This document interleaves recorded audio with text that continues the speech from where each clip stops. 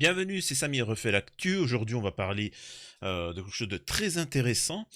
Il y a une vidéo qui circule partout sur les réseaux montrant des Gazaouis, des survivants du Géno, hein, enfin des survivants pour le moment, euh, être sur la plage, se laver.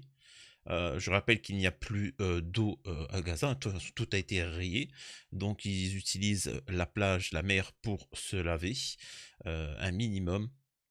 Donc voilà, hein, c'est ce qu'il leur reste. Mais donc vous avez pu voir sur les réseaux sociaux énormément de gens partager, je vais vous montrer ça, et se réjouir et expliquer qu'il n'y a pas de géno à cause de cette vidéo-là. À ce moment-là, j'ai fait un petit jeu, j'attendais de voir si les gens allaient réagir sur les réseaux sociaux, etc. Et j'ai vu personne faire le comparatif avec les camps dans les années 40. Alors vous allez me dire, c'est quoi le rapport? Oh Billy, t'inquiète pas, ça va venir. Et c'est pour vous montrer, et c'est pour ça que j'ai fait énormément de vidéos un peu humoristiques en disant que tout est anti-bip, etc. Mais c'était pour vous montrer que Albert Einstein est anti-bip, etc. Hannah Arendt, les survivants du ghetto de Varsovie, et ainsi de suite, sont tous des anti-C. Parce que ces gens-là, les véritables personnes qui ont subi le drame dans les années 40, etc., les survivants des camps et ainsi de suite, ont tous mis en garde sur la dérive du début de l'État d'Israël, de Tsahal, etc. Ils ont tous mis en garde et ont expliqué qu'ils se comportaient de la même manière de ce qu'ils avaient subi, etc. Et on était juste dans les années 60-70. Hein. C'est déjà là, ils sentaient que ça sentait mauvais. Donc voilà, et, je vous invite à voir toutes ces vidéos là-dessus ou faire vos propres recherches. Donc on va voir ça. On va voir le comportement de ces gens ignobles qui nient le géno. Et on va faire le comparatif avec la Deuxième Guerre. Ok? Ça va être tout simple. Avant ça, bien évidemment, aussi, hein, il y a Rima Hassan. Rima Hassan, sachez encore une fois, moi je suis pas politisé. Gauche, droite, je m'en fous. Moi j'ai des problèmes. Pour moi, c'est le peuple qui doit voter. Le reste, je m'en balèque, tu vois. Parce que c'est que des sectes. Pour moi, c'est que des sectes. La droite, l'extrême droite, la gauche, l'extrême gauche, les Mélenchon et les filles, c'est les seuls qui sont dignes à l'heure actuelle dans le paysage politique. Mais il n'empêche qu'ils ont une haine viscérale envers les Algériens. Malgré qu'ils font des actions pour un, mais ils ont une haine viscérale. Ça, on peut pas leur enlever. Ça, c'est factuel. Prenez par exemple Rima Hassan, qui est franco-palestinienne. On sait très bien ce qu'elle pense de l'Algérie, que du bien. Pourtant, elle ne peut pas s'exprimer là-dessus parce qu'elle est dans le mouvement LFI maintenant. Donc vous voyez, il ne s'agit pas ici, comme certains l'espèrent, de faire partie d'une secte. Vous, peut-être, vous êtes obligé de faire partie d'une secte. Moi, non. Tu vois. Je dis ce que je pense au moment où je le pense. Point. Ça déplaît. C'est pas grave. Voilà. C'est pas parce que je vais dire du bien d'une loi ou d'une proposition que fait Mélenchon que je suis mélenchoniste. Et vice-versa pour la droite, etc. Donc voilà. Avant ça, je vous invite à vous abonner. En fait, je dis ça parce que Rima Hassan, elle va faire des dingueries. C'est une ouf. La meuf, c'est une ouf. D'ailleurs, faut pas trop la provoquer. Hein. Elle clash, mais sans pitié. Ça va être marrant. Avant ça, je vous invite à vous abonner, vérifier que vous êtes bel et bien abonné, laissez un commentaire, liker, partager pour le référencement de la vidéo, me rejoindre sur les réseaux sociaux et surtout sur ma chaîne secondaire Twitch et surtout YouTube où je diffuse aussi des vidéos d'actualité. La dernière en date, c'est comment ces news TPMP vous manipulent. Donc voilà. On va pouvoir démarrer. Qu'est-ce qu'on fait? Est-ce qu'on démarre par le tranquille? Alors, on va commencer. C'est quoi? En fait, tout vient d'une vidéo de propagande montrant ceci. Voilà. C'est pour montrer ce qu'il en est. Alors, premièrement, ce qu'on peut retenir, c'est qu'il n'y a rien d'autre. Hein. Gaza, il n'y a plus que du sable et de l'eau. Donc voilà, et de la mer. Et tous les réseaux sociaux expliquent qu'il n'y a pas de géno. On est d'accord, il n'y a pas de... Retenez très important. Parce qu'on voit des enfants en train de jouer, Malgré qu'il y ait eu des centaines de milliers de décès, je vous le dis, hein, parce que ceux qui sortent le chiffre de 30 000, les gars, arrêtez. Arrêtez, 30 000, c'est ceux qu'on a pu recenser ou c'est factuel. Les autres disparus, excusez-moi, au bout de 6 mois sous les décombres. Bref, donc nous avons au moins 100 000, et ce n'est que le début, 2 millions d'habitants en train de souffrir. Et cette vidéo signifie qu'il n'y a rien du tout, tout se passe bien, la vie est belle. Quelle indignité. Bon, alors, ce qui est dommage, c'est que j'ai vu personne répondre posément à cette vidéo-là, en disant que c'est ignoble. Oui, c'est ignoble, mais il faut répondre au tac au tac, directement. Donc on a pu voir Julien Baloul, Toussaint. Tous, ils se sont tous fait plaisir. Isabelle Balkany qui appelle un collaborateur vietnamien grainerie, etc. Normal. Mais quand tu appelles toutes les personnes asiatiques grainerie, comment tu veux, et que tu as été condamné à plusieurs reprises, comment tu veux euh, avoir une once d'humanité en toi? Ne tombez pas dans le piège. Ces gens-là ne sont pas juifs. Hein, ils ne sont pas juifs. Les juifs, il faut savoir qu'à l'heure actuelle, se font matraquer en Israël.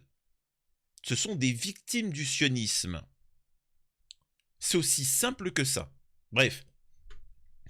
Donc ça fait une polémique, et Rima Hassan a répondu à certains, dont Rachel Kahn, en disant « Vous êtes une ordure ».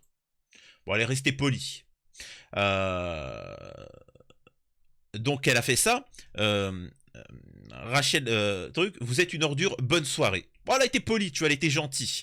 Et le problème, c'est que quand t'es trop gentil, t'en as qui se disent « Ouais, il y a moyen que je me la fasse », tu vois. Tu sais, c'est comme parfois, t'as des femmes, elles se font draguer, tu vois. Elle te dit gentiment, non, excuse-moi, je suis déjà en couple. Alors que c'est faux, tu vois. En fait, c'est ce qu'elle a fait, Rima Hassan. C'est-à-dire qu'il s'appelle comment euh, Mohamed Sifawi. Mohamed Sifawi, je traduis pour ceux qui ne comprendraient pas l'échange. Mohamed Sifawi, il a fait « Oh, ouais, t'es bien mignonne, toi ». Et Rima Hassan, elle a dit « Non, excusez-moi, je suis déjà en couple ». Et il a insisté, au bout d'un moment, elle lui a dit « Écoute, tu te fous de ma gueule, tu viens de m'adresser la parole, t'as les dents de travers, t'as les yeux qui truquent, t'as plus de cheveux, t'es en calvitie, retourne en Turquie ». Elle l'a dégommé, tu vois. Et Mohamed Sifawi, il était comme ça. Oh, doucement, Rima Hassan, doucement. Oh, elle tire à balles réelles, celle-là. Oh, doucement. Pourquoi elle se dit ça? Parce qu'elle a été gentille, elle a remis en place Rachel Kahn, et puis il y en a qui ont voulu se mêler.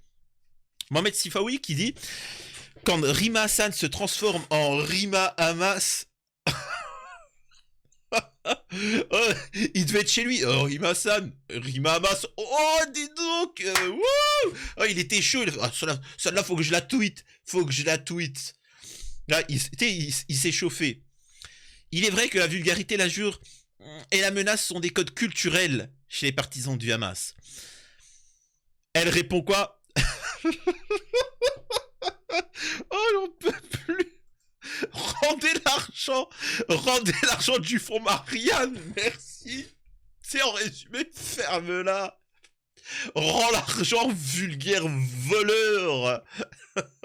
Sacripant. Mais c'est tout. C'est gentil, c'est cruel. Ah là là. Là, il faisait attention à l'orthographe. Il est vrai que la vulgarité, l'injure et la menace. Tu vois, il faisait attention. Ça l'a tellement déchiré. Une ancienne antienne. Oh, il sait plus comment il s'appelle. Elle l'a choqué. Oh merci de me confirmer de ce que je pensais de vous. Pardon. Bon, alors, pour ceux qui ne le savent pas, c'est quoi le fonds Marianne? Comme toujours, hein, les Français sont une pompe à fric. On a fait croire, pour lutter contre le radicalisme, on a pris de l'argent des Français et on a financé des gens, ce qu'on appelle le fonds Marianne, pour lutter contre l'islam radical. J'ai pas très bien compris, c'est du truc bidon. Et au final, ça en profitait, c'était pour eux, quoi. Voilà, c'est comme toujours, hein, les Français ont l'habitude d'être une pompe à fric. Et donc il s'est fait griller, ils se sont fait griller. Et c'est pour ça que ce soit, comment ça s'appelle l'autre, la ministre, là, qui rêvait de... Enfin la ministre, celle qui fait des trucs de huc, là, enfin bref. En tout cas, voilà, Rima Hassan, elle l'a dégommé, mais elle en a dégommé plein comme ça, sans pitié, tu vois. J'étais pas prêt. Euh, Bref, passons. Passons. Euh, Et donc, face à ces propos-là, euh, il y a une chose à dire, c'est si ça... En fait, c'est du négationnisme. Par exemple, j'aimerais vous montrer quelque chose. Ça, c'est quoi ça, les gars? C'est quoi? Hein? Vous savez pas ce que c'est? Je vais vous lire un article. Je vais vous lire des articles et c'est très important de comprendre à quel point ces gens sont ignobles. À votre avis, c'est quoi ça? Vraiment, avant, je... Tu vois? C'est quoi ça? À votre avis, allez, je vous laisse quelques secondes de temps d'écrire un message. Euh, Et ça, c'est quoi ça? Dites-moi, c'est quoi ça? Hein? Dites-moi. Ces gens-là n'ont aucune dignité. En tout cas, moi, j'ai jamais vu. Il y en a des antisémites, hein, il y en a, hein, il y a des salauds, il y en a. Il y en a, c'est vrai, euh, qui ne reconnaissent pas ce qui s'est passé pendant la Deuxième Guerre mondiale, et ça, c'est juste des cas sociaux. J'ai eu des échanges parfois avec certains d'entre eux, certains youtubeurs, etc., qui sont venus me parler en me parlant de la Deuxième Guerre mondiale, en me disant que machin. J'ai encore les conversations. Voilà. Je les ai bien corrigés comme il fallait, ils étaient choqués. Personnellement, moi je suis d'origine algérienne. En France, bon, on ne le reconnaît pas, mais il y a eu un géno. Il y a eu un massacre. Euh, les gens qui viennent te dire non, il n'y a rien eu, je dirais pas ce que je pense d'eux. Donc, vous ne pouvez pas venir vers moi et dire oui, t'as vu, il s'est rien passé au Vietnam, il s'est rien passé sur les Juifs pendant la deuxième guerre mondiale, machin. Ça, faut pas me le dire, ça, tu vois. Faut pas me le dire. Euh, Sinon, je vais répondre personnellement. Bref. Donc, on va lire certaines choses. Le football en attendant la mort. Et oui, nous sommes dans les camps. Nous sommes dans les camps. Difficile d'imaginer un lien entre le sport et les camps. Et pourtant, au cours de la Seconde Guerre mondiale, taper le cuir le dimanche était une activité récurrente, en particulier dans le ghetto tchèque de Terezín, où un véritable championnat s'est tenu pendant 2 ans.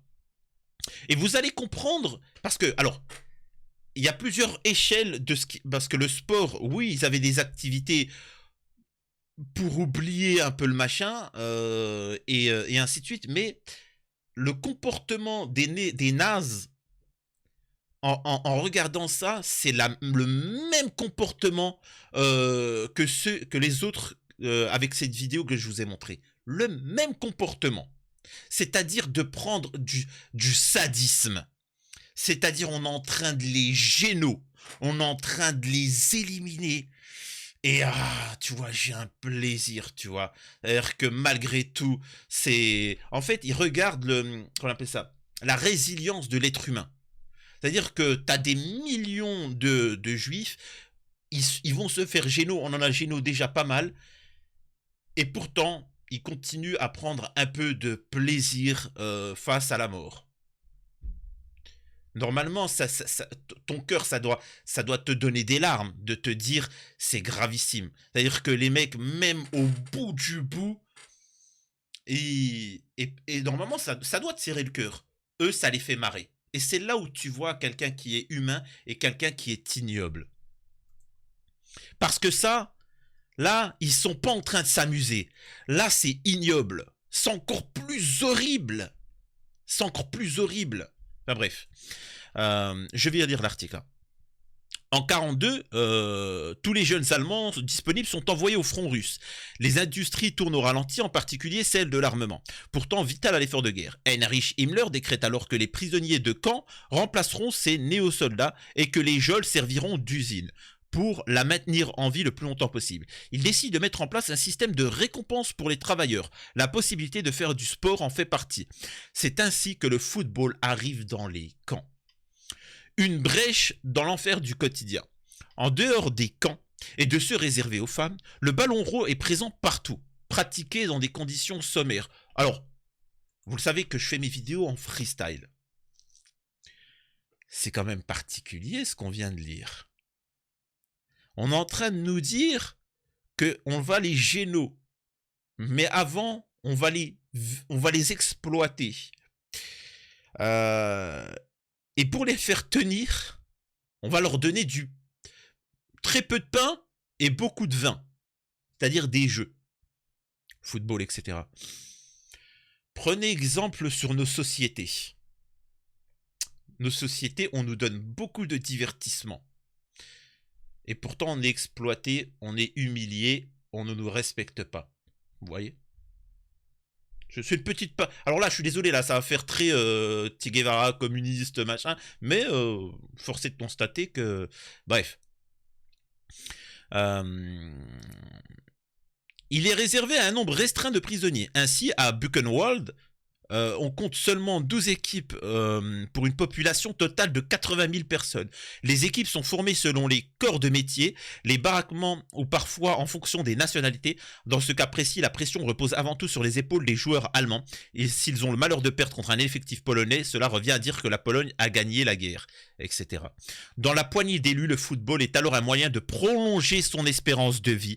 Afin de leur permettre d'être performants sur le terrain, les joueurs bénéficient d'un allègement de leur charge de travail, de rations de nourriture supplémentaires et parfois même de la protection de leurs bourreaux. Dans le camp de Westerburg, un Autrichien nommé Ignaz Feldmann est célèbre pour avoir porté le maillot du club juif de Lakoa Vienne avant la guerre.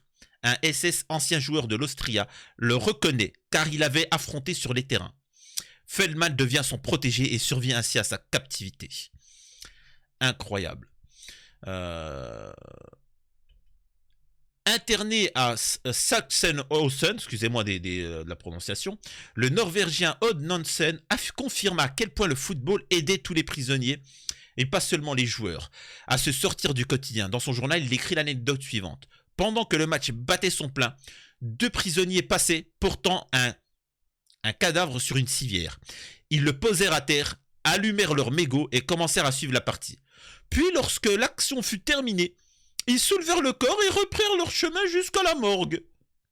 Le philosophe tchèque Toman Brod, survivant d'Auschwitz, raconte dans son autobiographie que le football était un encouragement énorme car il rappelait que les prisonniers n'étaient pas des victimes, mais des hommes. Son compatriote, l'écrivain Ivan Klima, parlait lui d'une échappatoire avant la catastrophe. Passé par le camp de trucs. Et ça, il faut bien savoir une chose. Cette mer, ces eaux sur lesquelles les Palestiniens, les Gazaouis vont, c'est un rappel que le divin est là, que la nature est là, que la société, que l'humanité, que ce qui se passe, ce n'est pas normal. C'est une petite échappatoire et qu'il ne faudra jamais se laisser faire, tôt ou tard. Ça, ce sont les survivants des camps qui vous le disent. C'est pour leur rappeler que le monde, il est beau et que ce qu'ils vivent, ce n'est pas normal. Encore une fois, c'est les survivants des camps qui le disent. Je vous invite à voir mes autres vidéos pour montrer ce que a dit Hannah Arendt, Albert Einstein, etc. sur l'origine du mouvement de Netanyahou. Vous verrez, c'est perturbant. Et je ne vais pas vous lire tous les articles, mais il y a plein de choses qui sont intéressantes. Juifs, polonais, soviétiques, hongrois, allemands, écossais, gallois, anglais, français, belges, néerlandais, minorités ethniques, religieuses. Toute l'Europe se croise. C'est-à-dire qu'il faut savoir que tu avais de tout. Tu n'avais pas que les juifs qui étaient dans les camps et tu avais de tout, toutes les confessions et ainsi de suite. Mais même au-delà d'une même confession, d'une même groupe ciblé, par exemple les juifs, derrière nous avons les polonais, les juifs allemands, les juifs machin, etc. Et forcément, tu es un peu plus associé à ceux de ton coin. Et il y avait un peu de difficulté. Et c'est ce qui se passe un petit peu en ce moment à Gaza, parce que la faim faisant, voilà, tu penses à toi, le reste de ta famille, ainsi de suite, etc. C'est ignoble. Et donc, voilà. Beaucoup attendent le dimanche avec impatience, seul jour de repos après une semaine éprouvante et blessante tant physiquement que mentalement. Donc là, ils vont nous expliquer que quoi, c'est donc ils vont nous faire du négationnisme. C'est pour ça que je vous ai dit, ces gens-là, là, qui se prétendent juifs, ce ne sont pas des juifs. Ce sont juste des personnes qui ont une haine. Leurs ancêtres, malgré qu'ils se disent juifs, hein, ouais, leurs ancêtres, ils sont à l'origine de ce qui s'est passé dans les camps. Actuellement, ils sont responsables de ce qui se passe à Gaza et leurs descendants seront responsables de ce qui se passera ailleurs. Je vous le dis, hein, si demain Israël perdrait son hégémonie, etc., je peux vous assurer que ce seraient les premiers à être radicaux envers eux. Les premiers. Retenez bien ce que je vais dire. C'est très important ça. Retenez bien, si Gaza, si la Palestine tombe, l'humanité entière tombera. Le monde libre tombera. Et c'est pour ça qu'il faut soutenir. Les conditions de vie étaient si mauvaises que le football était notre seul plaisir. Vous verrez que dans 50 ans, on verra des articles de survivants de Gaza dire notre seul plaisir, c'était d'aller nous baigner. Voilà. On n'avait rien de quoi rien manger.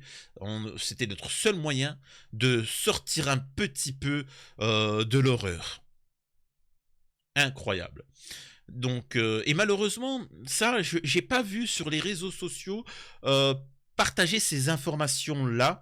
Faites-le, prenez des photos de ça et dites-leur si il y a eu un géno ou pas. Est-ce que le fait qu'il y ait eu des matchs de foot dans les camps, ça signifie que demandez-leur à ces gens-là, parce que là tu les mets au pied du mur. Là, tu les mets au pied du mur. C'est ça qu'il faut faire. Mais vous ne le faites pas. D'ailleurs, pour s'amuser, regardez ce qu'ils faisaient les salauds. Les Allemands voulaient tellement que ce match ait lieu, pour se divertir, qu'ils nous nourrissent plus que d'habitude, car certains de nos joueurs étaient vraiment maigres et faibles. Incroyable. Un terrain de jeu au milieu de l'horreur. Au fil du temps, le football va donc devenir l'un des éléments clés de la vie quotidienne à Auschwitz. Une seconde sélection polonaise va être créée pour affronter la deuxième équipe de Capo. Enfin voilà, c'est ignoble, hein. C'est l'horreur, mais c'est comme ça.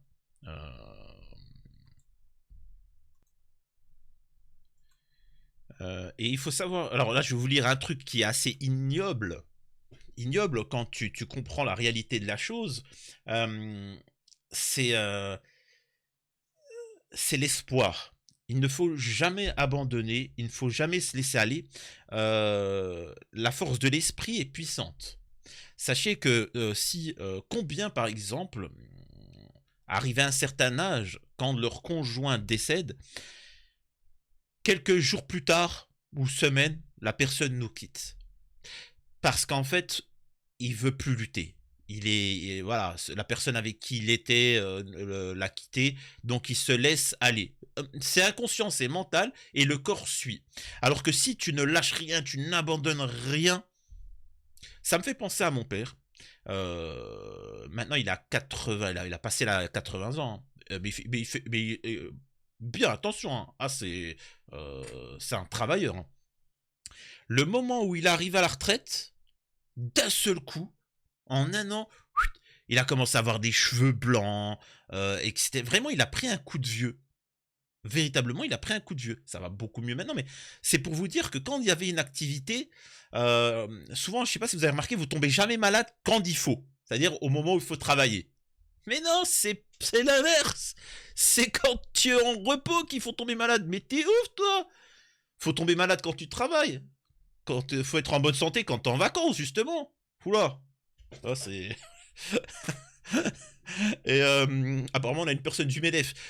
Et vous avez pas remarqué que c'est justement le week-end que tu tombes malade. Vous savez pourquoi? Parce que tu as des obligations pendant le travail. Tu dois tenir la cadence, etc. Machin. Et quand ton esprit se relâche, ton corps il part en cacahuète le week-end. Ben là, c'est la même chose. Alors là, je vais vous lire un truc assez ignoble. Si le football ne permettait pas de sauver des vies, il permettait parfois de retarder l'échéance. Il est vrai que les équipes devaient changer leurs joueurs de manière quasi hebdomadaire à cause du fort taux de mortalité dû aux conditions de vie exécrables. Mais les joueurs du dimanche étaient globalement mieux traités. Comme nous l'avons vu, des rations supplémentaires leur étaient dédiées, mais l'exemple est encore plus probant avec le cas des détenus de confession juive. Arrivé de Prague, William Schick, footballeur juif, raconte: un jour, un SS est arrivé dans le baraquement. Il nous a alors demandé qui parmi les détenus de ce bloc jouait au foot. Je fus le seul à lever la main. Le salaud, le merdeux, m'emmena sur le terrain pour participer à un match, et à mon retour, le bloc était vide. Mes co-détenus avaient tous été gazés pendant mon absence. Voilà. Voilà ceux qui, à l'heure actuelle, se réjouissent. C'est du même niveau. C'est du même niveau. Se réjouir avec cynisme de voir qu'ils n'ont pas encore abandonné la vie. C'est du même niveau. Et je vous invite tous à taper camp, football, camp, deuxième guerre, etc., sport, machin, et vous les verrez, ça les faisait marrer. Il les filmait comme ça, etc. Vous prenez les photos et vous les mettez sur ces gens qui se réjouissent, et vous leur dites, et ça, est-ce que ça justifie qu'il y a eu un géno ou pas? Et ça, qu'est-ce que tu peux me dire par rapport à ça? Hein? Et là, vous les mettez au pied du mur. Mais vous n'êtes pas capable, il n'y a rien de tout ça. Je compte sur vous, hein. Vraiment, je compte sur vous pour faire ça. C'est ignoble. C'est... Bref. On revient rapidement sur Rima Hassan, la jolie jeune demoiselle, qui répond à Rachel Kahn. Suite aux propos tenus par Rima Hassan, alors elle a oublié de rajouter la charmante demoiselle. Hein.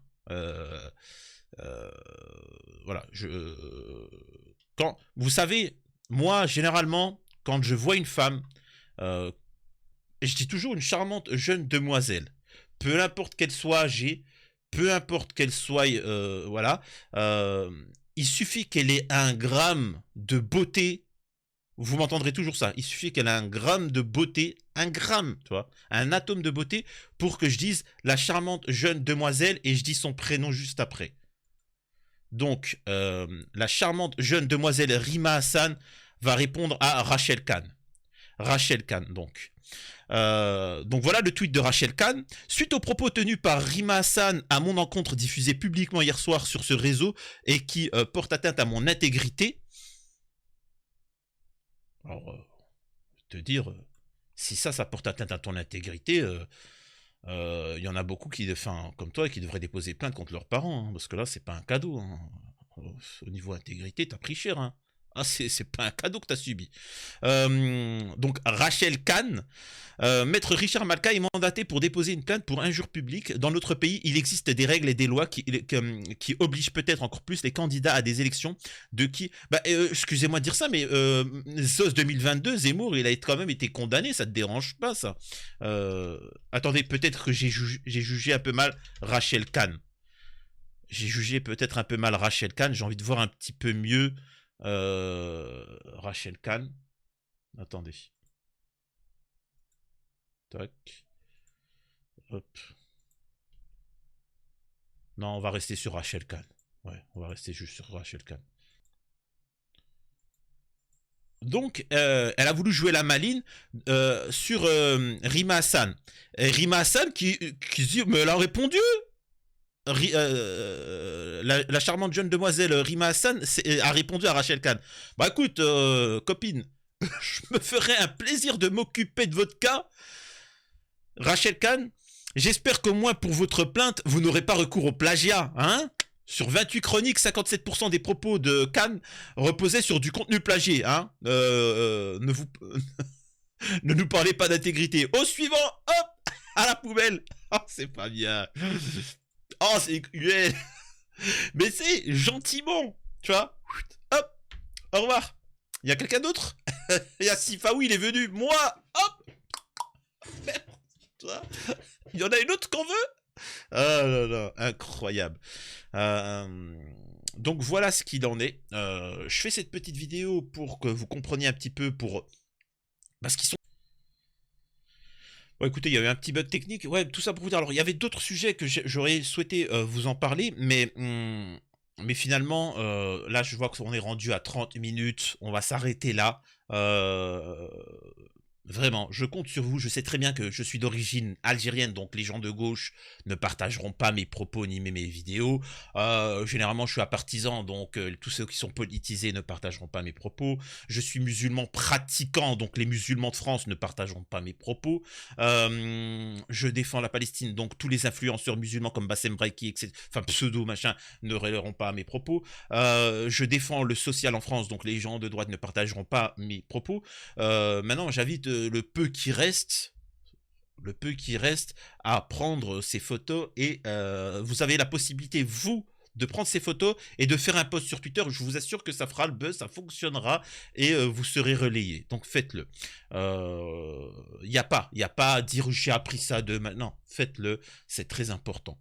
Parce que bah bon, bref, j'ai rien d'autre à dire, mais en tout cas, force aux Palestiniens, force à toutes les victimes du colonialisme. Il faut s'accrocher, ça a mis beaucoup de temps, sachez-le. Nous qui sommes Algériens, et c'est pour ça qu'on ne lâchera rien, malgré que certains nous crachent dessus, on ne lâchera rien. Vous savez qu'en Algérie, les colonisateurs nous disaient à nous, retournez dans votre pays. Ils nous disaient ça à nous. Il y avait des millions de décès. Et il nous disait, retournez dans votre pays. Personne n'a fui, parce que c'est notre terre, tu vois. Et on a continué, et il faut rien lâcher. Voilà. Après, je pourrais critiquer un petit peu la Cisjordanie, parce que la Cisjordanie a un rôle essentiel. Pour ceux qui connaissent un peu ce qui s'est passé avec l'Algérie et la France, il y a eu un moment un moment essentiel. C'est quand les membres de la révolution, des révolutionnaires, ont prévenu De Gaulle qu'à partir de maintenant, le combat aurait lieu en France. De Gaulle s'est dit impossible. Impossible d'importer le combat sur le territoire français même. On va calmer le jeu tout de suite. Voilà. C'est pour ça que je vous dis, mais bon bref. Prenez soin de vous. Si vous avez apprécié cette vidéo-là, n'hésitez pas à me soutenir. Abonnez-vous. Vous pouvez faire des dons. Vous pouvez soutenir d'une manière ou d'une autre. Merci infiniment. Et à la prochaine. C'était Samy refait l'actu.